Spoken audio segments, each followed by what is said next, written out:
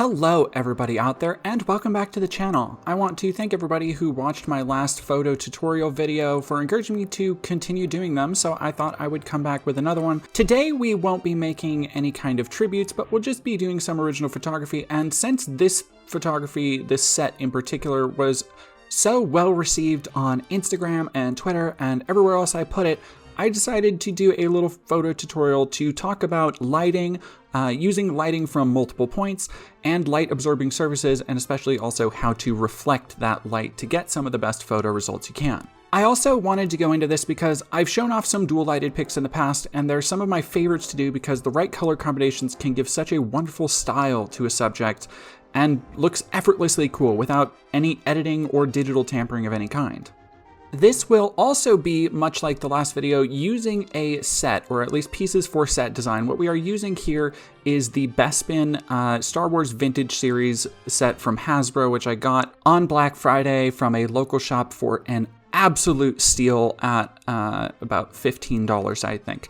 The thing with this set is that it is made technically for 375 scale figures, so the figure I used is roughly double the size, which means I have to use the foreground and background as much as possible to give it a sense of scale, which also means I'm going to be using some low angles to emphasize that scale. So by taking some lower angles and making Vader look more imposing and focusing on him, it takes attention away from the differences in scale between him and the background set. Another reason I want to take so many low shots is that I want to get the base in the shot, especially with this really cool lighting effect that comes up from the bottom when it's lit from underneath. And speaking of lighting underneath, because this set has a gap in it naturally from the base of where the set starts, it's on these kind of stilts, so it's very easy to actually put a light underneath, and there's translucent little slats in it to let the light shine through. So that's going to be our first point of light. The second point for this entire thing is going to be the background. We want a good, solid background that we can also reflect light off of. And at first, I tried using just a plain black background, but it looked too flat. So to kind of go with the Bespin atmosphere, I decided to use a cloud background that I have. And these are just like big pieces of construction paper that you can find at any craft store for ridiculously cheap. I mean, I'm talking like $1 or so a piece. So as you can see here, I popped in the cloud background and I thought it just added so much depth to the visual here, but I still wasn't quite happy with the lighting, so this is the point at which I added the second point of light. Now, the base vents and the lighting underneath the platform, I had already kind of decided I wanted that to be a red or an orange to kind of match the vibe of the movie, and also to match the vibe of the movie, I decided to do the background color as a purple or a blue, and I tried a couple different color combinations throughout here, and I think they just all looked so good. But I also wanted to talk a little bit about light absorption here, because the tone of the cloud page behind the set is very light, so it's going to absorb a lot of light, which means when it's dark, that light is going to be the only thing you can see. As you can see in this photo, I put the light actually really up close to the background, which, because it's absorbing so much in the dark, gives it the effect of glowing from behind the character, even though it's not really. Like, you can actually see the light in frame. I left it in frame because it kind of just blends with the set design anyway. Now, if you wanted a more subtle lighting effect, say you don't want this direct, really close-up glow, because the cloudy background absorbs so much of the lighter shades, you have to hold it back a bit farther so it evens out the lighting scheme a little bit and gives it more of a hue than a direct spotlight. Of course, all of these effects are also going to depend on what kind of light you use. The lights that I'm using now are just very simple, very cheap light bars that you can get at Walmart for, I want to say, like $10. And this is the phase in toy photography where I kind of just play around to see what is going to work or what isn't going to work. There are a couple of things to note and be careful of, especially because you're using multiple points of lighting. You're going to cast more shadows.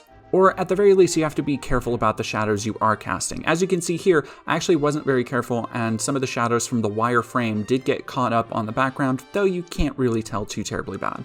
And now that I'm playing with this lighting setup, that's the point at which I really want to try and give the character some feeling of movement. And there was a lot of trial and error in the posing stage, particularly because, and this is a problem I've had with a lot of Black Series figures, the knees and feet are very wobbly.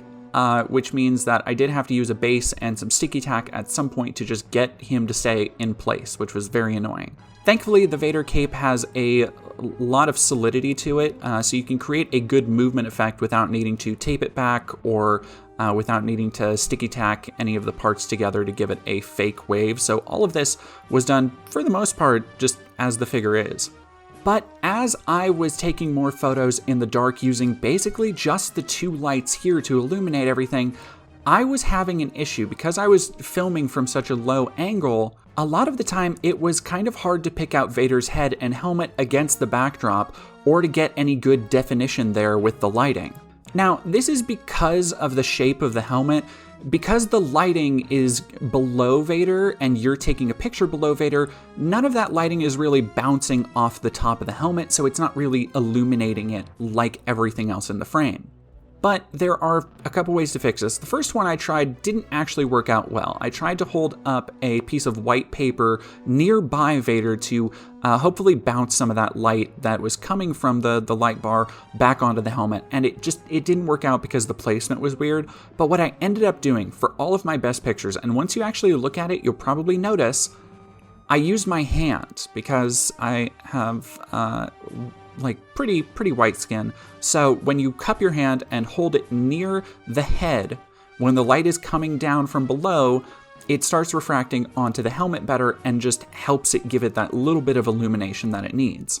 And like we were talking about earlier, where you want to just keep the focus on Vader, you don't even notice the hand because there's a ton of other things you aren't going to notice. It's just like using any other tool in photography. Anything outside of the picture, it doesn't matter if it's there. You want to make sure that whatever you're framing is the thing that looks good. And I think this set just turned out great. And as you'll see here, I also kept playing with it. I took tons of other pictures using tons of other set design. Some of it I'm not really happy about, but I feel like that's kind of the point, is that not everyone is going to be a banger like these first couple that I showed off.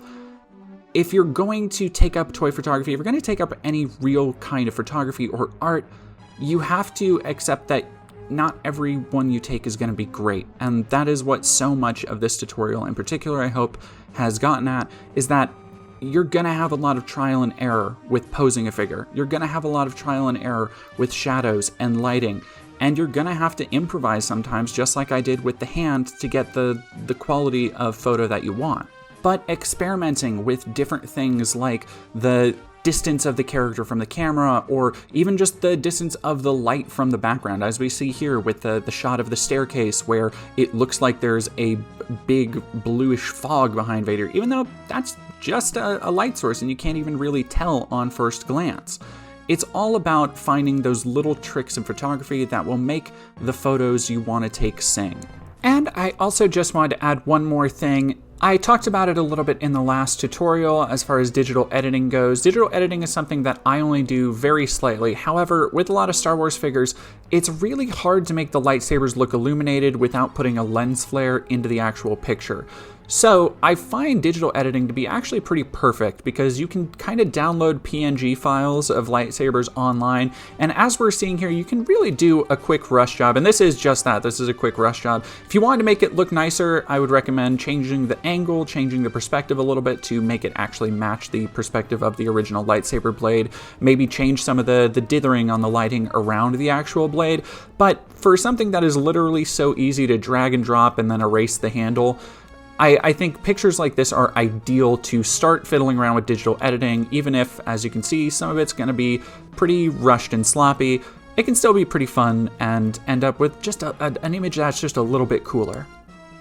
And I hope that this has been a useful tutorial for anybody out there trying to get into toy photography a little bit more, and I have a couple other ideas for ones coming up. So if there are any particular figures you would like to see photographed, or any particular lessons in toy photography you'd like me to go over, or even just come up with, let me know in the comments down below. And of course, let me know what you thought of this video and if I should keep doing these things. If you don't know, I do all of my video making on Patreon and primarily over at the channel Dead Domain. So if you don't follow me over there, please go do that for all my video game and political content and streams and all the other stuff. And you can also go find me on Patreon, where you can maybe donate a couple bucks and get some cool benefits, like being able to see videos like this before they go up. Other than that, I hope this was a useful and very fun video, and I hope you have a wonderful rest of your day.